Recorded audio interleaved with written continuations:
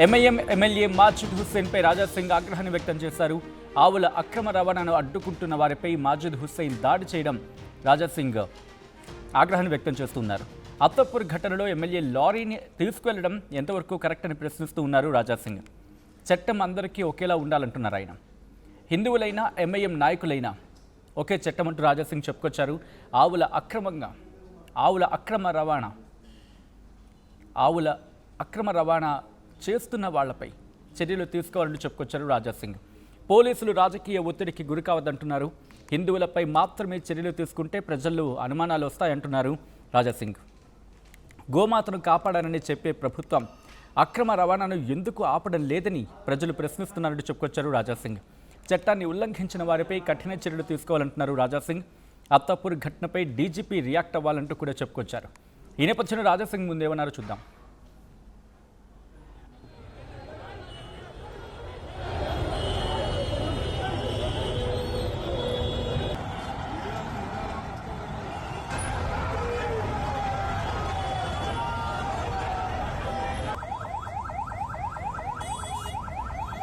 बताइए, आप बताइए क्या है ये गाय है, बैल है, बछड़ा है, प्लाईवुड है। मैं डीसीपी चंद्रमोहन साहब को फोन कर रहा हूँ तो बोल रहे हैं हम इंक्वायरी कर रहे हैं। अरे आंखों से दिख रहा है। बताइए, आप बताइए क्या है ये गाय है, बैल है, बछड़ा। ఈ రోజు తెలంగాణ డీజీపీ గారికి ఒక లెటర్ రాసి పంపించినాం. ఆ లెటర్లో ఏం రాసినామంటే, డీజీపీ గారు ఎంఐఎం ఎమ్మెల్యే కానీ, ఎంఐఎం కార్పొరేటర్ కానీ, ఎంఐఎం గుండెలు కార్యకర్తలు కానీ మెహందీపట్నం కాకుండా వేరే వేరే ప్రాంతంలో అక్రమంగా గౌలని తరలిస్తున్నారు. సుప్రీంకోర్టు చట్టాన్ని కాపాడే పోలీసే ఎంఐఎంకి భయపడి కాలు వెనుక వేసుకుంటున్నారు. డీజీపీ గారు ఎందుకు తెలంగాణలో గౌరక్షకులకి మరియు మీ పోలీసోలు, మీ డీసీపీ లెవెల్ కానీ, మీ ఏసీపీ లెవెల్ కానీ, మీ కమిషనర్ లెవెల్ కానీ అందరు పిలిచి హిందూ గౌరక్షకులకి వార్నింగ్ ఇస్తున్నారు, బాండ్ ఓవర్ చేస్తున్నారు. ఇంకా ఏం చెప్తున్నారంటే, గౌరక్షక పేరు పైన రోడ్డు పైన వస్తే జైలుకి పంపిస్తాం, రౌడీ షీట్ ఓపెన్ చేస్తామని ఈ విధంగా బెదిరిస్తున్నారు హిందువులకి. ఇంకా కొంతమంది హిందువులకైతే అక్రమంగా కేసులు పెట్టి మరియు జైలు కూడా పంపిస్తున్నారు. అంటే గతంలో చాలా వరకు నేతలు అంటున్నారు చట్టం ఎవరికి చుట్టాలు కాదని. మళ్ళా వీళ్ళకి వర్తిస్తుందా అంటే, చట్టం ఎంఐఎంకి చుట్టాలుగా అయిపోయింది. పోలీస్ భయం లేదు, గవర్నమెంట్ భయం లేదు. ముఖ్యమంత్రి రేవంత్ రెడ్డి గారు అయితే మొత్తం గవర్నమెంట్ ఎంఐఎం కాలు కింద పెట్టేసినారు. ఆ విధంగా ఈ ఎంఐఎం వాళ్ళు ఫీల్ అవుతున్నారు. ఓపెన్గా గౌరక్షకులకి వాళ్ళు ఇస్తున్నారు, కొడుతున్నారు, పోలీసు వాళ్ళకి దొబ్బేస్తున్నారు. కానీ వాళ్ళపైన యాక్షన్ జీరో, నో యాక్షన్. ఎందుకు డీజీపీ గారు, ఎందుకు కమిషనర్ గారు అడుగుతున్నాం.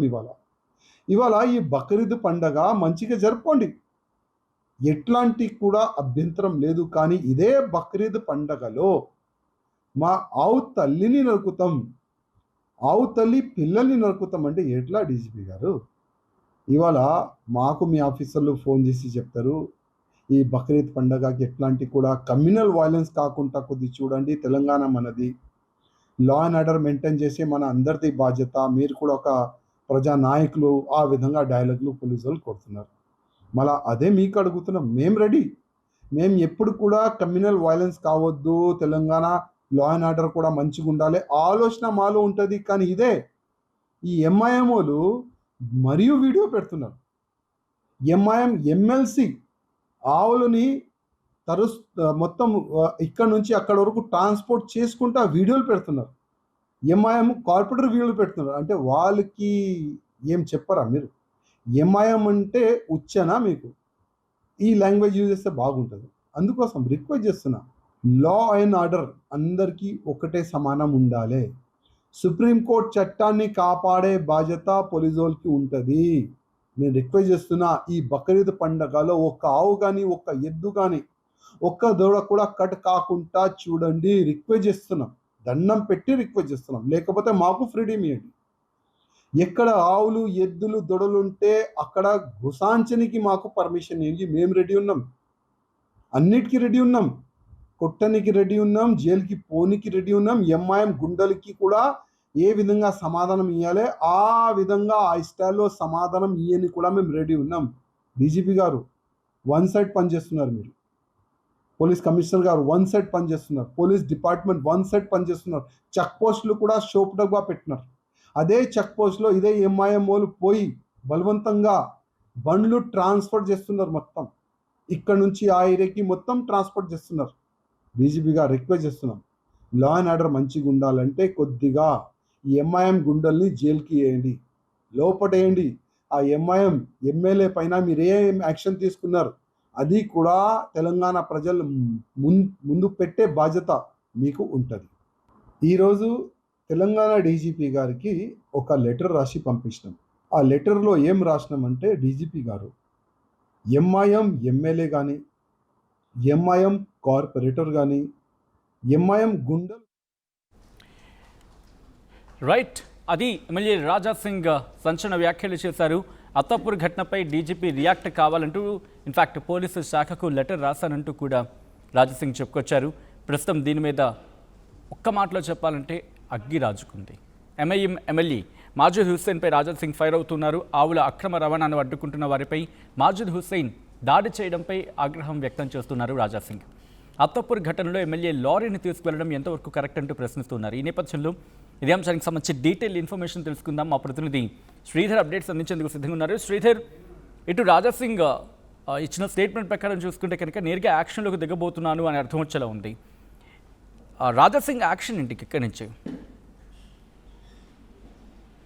చేపట్టినట్టు ఎమ్మెల్యే రాజాసింగ్ కు సంబంధించి మాజీ హుస్సేన్ ఎంఐఎం ఎమ్మెల్యే ఇచ్చినటువంటి మాజీ హుస్సేన్ చేసినటువంటి సంఘటనను తీవ్రంగా వైపు ఖండిస్తూనే మరొక గోరక్షకులకు సంబంధించినటువంటి అంశంలో ప్రభుత్వం కూడా కొంత వాళ్ళకి ప్రోగా పోతుంది అంటూ కూడా రాజాసింగ్ రాసినటువంటి లేఖలు కూడా పూర్తి స్థాయిలో పేర్కొన్నారు. ఎందుకంటే అటు గో రక్షకులు ఎవరైతే ఉన్నారో వారి వాహనాన్ని స్వయంగా ఎమ్మెల్యే వచ్చి తీసుకెళ్ళడం ఏదైతే ఉన్నది ఖచ్చితంగా కూడా ప్రభుత్వం యొక్క మద్దతు ఉంటుంది. మద్దతు కాకుండా ప్రభుత్వం కూడా వారికి ప్రో ఉండడం వల్లనే ఒక అధికార పార్టీ ఎమ్మెల్యే కానప్పటికీ ఎమ్మెల్యేకు కూడా ఇంత చేయడానికి ధైర్యం కూడా ప్రభుత్వమే ఉందని చెప్పి రాజాసింగ్ అనుమానాలు వ్యక్తం చేస్తుంటే, మరొక పక్క జరిగిన సంఘటనకు సంబంధించిన అంశం కూడా డీజీపీకి లేఖ రాశారు. ఎందుకంటే భూరక్షకులకు సంబంధించినటువంటి అంశంలో కూడా ఒకవైపు అటు కోర్టు తీర్పు ఉంది, దానికి సంబంధించి ఎందుకు అమలు చేస్తారంటూ, ఎందుకు అమలు చేయట్లేదంటూ కూడా గతంలో రాజాసింగ్ ప్రశ్నించినటువంటి సందర్భాలనే ఒకవైపు ప్రభుత్వమే గోవును కాపాడుతుంది, మరొక పక్కన రవాణా ఎందుకు కాపాడడం లేదంటూ కూడా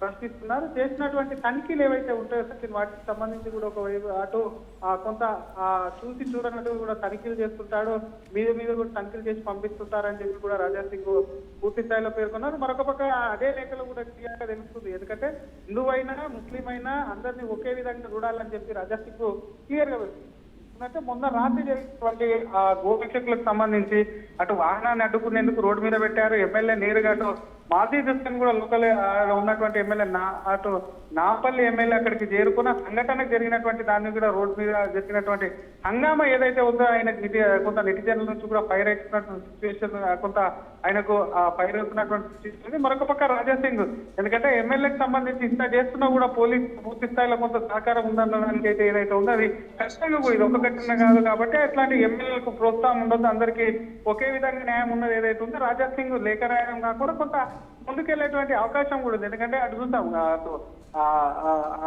మల్కాజ్గిరి జిల్లాకు సంబంధించిన అంశాలతో కూడా ఒక గోరక్షకునిపై కూడా అటు కాల్పులు జరిగేటప్పుడు బీజేపీ మొత్తం వెళ్లి హాస్పిటల్లో తను చికిత్స పొందుతూ అక్కడికి వెళ్ళి కూడా పరామర్శించినటువంటి సందర్భాలని గోరక్షకులకు అటు ఎవరైతే వాటికి సంబంధించి ట్రాన్స్పోర్ట్ చేస్తున్నారో ఇల్లీగల్ ట్రాన్స్పోర్ట్ కు సంబంధించిన వారికి కూడా చాలా సార్లు గొడవలు జరుగుతున్నాయి, గోరక్షకుల మీద దాడులు జరుగుతున్నాయి. ఇంకోవైపు ప్రభుత్వం చూస్తున్నట్టు ఉంటుందని చెప్పి కూడా రాజాసింగ్ అంశంలో కూడా క్లియర్ గా అయితే చూడొచ్చు. సచిన్ ఓవరాల్ గా రాజాసింగ్ రంగంలోకి దిగలేదు. ఎందుకంటే ఇప్పటికే అది పెద్ద ఎత్తున కూడా కొంత అంశానికి సంబంధించి ఆ ఇష్యూకి సంబంధించి పెద్ద ఎత్తున కూడా కొంత పోలీసులకు కూడా తలనొప్పి తెచ్చిందని చెప్పొచ్చు. ఆ అంశానికి సంబంధించి రాజాసింగ్ లేఖ రాయడం, మరొక పక్క కూడా కొంత అక్కడ ఎవరైతే బాధితులు ఉన్నారో వాళ్ళకు కూడా రాజాసింగ్ కొంత మద్దతు తెలపడం ఏదైతే ఖచ్చితంగా కూడా ఇది కొంత ముగినటువంటి అవకాశం ఉందని కూడా చెప్పొచ్చు Sachin. Right Sridhar, thanks for the update. మొత్తంగా అయితే మాత్రం రాజాసింగ్ ఒకసారి ఆగ్రహాన్ని వ్యక్తం చేశారు. ఎంఐఎం ఎమ్మెల్యే మాజిద్ హుస్సేన్పై రాజాసింగ్ ఫైర్ అయ్యారు. ఆవుల అక్రమ రవాణాను అడ్డుకుంటున్న వారిపై మాజిద్ హుస్సేన్ దాడి చేయడం ఈ అంశం మీద రాజాసింగ్ ఆగ్రహం వ్యక్తం చేస్తున్నారు. అత్తాపూర్ ఘటనలో ఎమ్మెల్యే లారీని తీసుకెళ్లడం ఎంతవరకు సమంజసం అంటూ ప్రశ్నిస్తున్నారు రాజాసింగ్. చట్టం అందరికీ ఒకేలా ఉండాలి, హిందువులైన ఎంఐఎం నాయకులైన ఒకే చట్టం ఉండాలి, ఆవులను అక్రమంగా తరలిస్తున్న వారిపై కఠిన చర్యలు తీసుకోవాలి అంటూ డిమాండ్ చేస్తున్నారు రాజాసింగ్. పోలీసులు రాజకీయ ఒత్తిడికి గురికావద్దంటున్నారు ఆయన. హిందువులపై మాత్రమే చర్యలు తీసుకుంటే ప్రజల్లో అనుమానాలు వస్తాయంటూ చెప్పుకొచ్చారు. గోమాతను కాపాడాలని చెప్పే ప్రభుత్వం అక్రమ రవాణాను ఎందుకు ఆపడం లేదు అని ప్రజలు ప్రశ్నిస్తున్నారంటూ చెప్పుకొచ్చారు రాజాసింగ్. ఇంతకీ రాజాసింగ్ ఏమన్నారు ఇంకోసారి చూద్దాం. ఏసీపీ లెవెల్ కానీ మీ కమిషనర్ లెవెల్ కానీ అందరు పిలిచి హిందూ గౌ రక్షకులకి వార్నింగ్ ఇస్తున్నారు, బాండ్ ఓవర్ చేస్తున్నారు.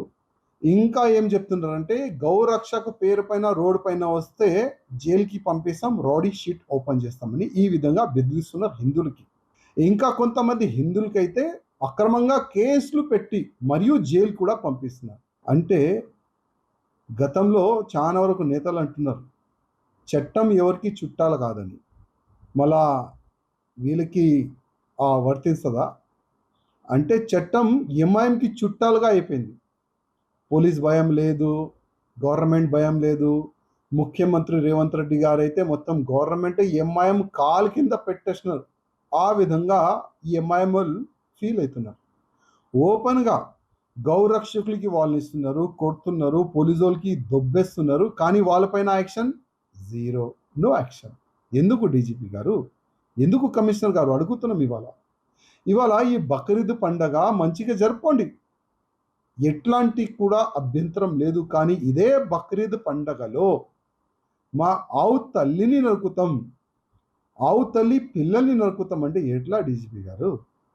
ఇవాళ మాకు మీ ఆఫీసర్లు ఫోన్ చేసి చెప్తారు ఈ బక్రీద్ పండగకి ఎట్లాంటి కూడా కమ్యూనల్ వైలెన్స్ కాకుండా కొద్ది చూడండి. తెలంగాణ మనది, లా అండ్ ఆర్డర్ మెయింటైన్ చేసే మన అందరిది బాధ్యత. మీరు కూడా ఒక ప్రజా నాయకులు, ఆ విధంగా డైలాగులు పోలీసు వాళ్ళు కొడుతున్నారు. మళ్ళా అదే మీకు అడుగుతున్నాం, మేము రెడీ. మేము ఎప్పుడు కూడా కమ్యూనల్ వైలెన్స్ కావద్దు, తెలంగాణ లా అండ్ ఆర్డర్ కూడా మంచిగా ఉండాలి ఆలోచన మాలో ఉంటుంది. కానీ ఇదే ఈ ఎంఐఎంఓలు మరియు వీడియో పెడుతున్నారు. ఎంఐఎం ఎమ్మెల్సీ ఆవులని మొత్తం ఇక్కడ నుంచి అక్కడ వరకు ట్రాన్స్పోర్ట్ చేసుకుంటూ వీడియోలు పెడుతున్నారు. ఎంఐఎం కార్పొరేటర్ వీడియోలు పెడుతున్నారు. అంటే వాళ్ళకి ఏం చెప్పరా మీరు? ఎంఐఎం అంటే ఉచ్చనా మీకు? ఈ లాంగ్వేజ్ యూజ్ చేస్తే బాగుంటుంది. అందుకోసం రిక్వెస్ట్ చేస్తున్నా, లా అండ్ ఆర్డర్ అందరికీ ఒకటే సమానం ఉండాలి. సుప్రీంకోర్టు చట్టాన్ని కాపాడే బాధ్యత పోలీసు వాళ్ళకి ఉంటుంది. నేను రిక్వెస్ట్ చేస్తున్నా, ఈ బక్రీద్ పండగలో ఒక్క ఆవు కానీ, ఒక్క ఎద్దు కానీ, ఒక్క దూడ కూడా కట్ కాకుండా చూడండి. రిక్వెస్ట్ చేస్తున్నాం, దండం పెట్టి రిక్వెస్ట్ చేస్తున్నాం. లేకపోతే మాకు ఫ్రీడమ్ ఇవ్వండి. ఎక్కడ ఆవులు ఎద్దులు దొడలు ఉంటే అక్కడ గుసాంచనికి మాకు పర్మిషన్ ఇవ్వండి. మేము రెడీ ఉన్నాం, అన్నిటికీ రెడీ ఉన్నాం, కొట్టనికి రెడీ ఉన్నాం, జైలుకి పోనికి రెడీ ఉన్నాం. ఎంఐఎం గుండెలకి కూడా ఏ విధంగా సమాధానం ఇవ్వాలి ఆ విధంగా ఆ స్టైల్లో సమాధానం ఇవ్వని కూడా మేము రెడీ ఉన్నాం. డీజీపీ గారు बताइए, आप बताइए क्या है ये गाय है, बैल है, बछड़ा है, प्लाईवुड है? मैं डीसीपी वैक्चौन चंद्रमोहन साहब को फोन कर रहा हूँ तो बोल रहे हैं हम इंक्वायरी कर रहे हैं। अरे आंखों से दिख रहा है, प्लाईवुड दिख रहा है, अब इसकी भी इंक्वायरी करोगे? गैर जिम्मेदारी का सबूत दिया गया। आज जो माहौल बनाया गया, कभी नहीं ऐसा माहौल बना था। हमेशा पुरसुकून तरीके से यहाँ पे माहौल रहता था। चंद अफराद की वजह से जो पुलिस की गैर जिम्मेदारी की तरफ से ये जो माहौल हुआ, इसके ऊपर कमिश्नर को होगा। ऐसी पुलिसिंग करोगे? प्लाईवुड को गाय समझोगे, प्लाईवुड को बछड़ा समझोगे, कल बकरी का बच्चा लेके गया तो भी बछड़ा समझोगे। और ये गौ रक्षक 2 कौड़ी के फालतू साले हमारे को सता रहे। किस बुनियाद पे गौ रक्षक कर रहे? 2400 साल के पूरे साल भर गाय कटती है, बैल कटता है, जब कहाँ होते हो ये लोग? जहां जहां होता है, जहां वहां नहीं होते। बकरीद आने आते मुसलमानों को एक मंसूबा तरीके से घेरने की कोशिश की जाती है। आज कितने बच्चों पे बंडमबाजी की गई, कितने बच्चों पे लाठीचार्ज किया गया? क्यों किया गया? क्या किया था मुसलमान बच्चों ने? क्या वहां पे फिरका परस्ती का सबूत दिया था? या वहां पर हिंदू कमेटी के खिलाफ कोई नारे लगाए थे? अरे एक प्लाईवुड की गाड़ी को बता रहे हैं और लाठीचार्ज कर रहे हैं। हम इमीडिएट मुतालबा करते हैं, ये जो भी पुलिस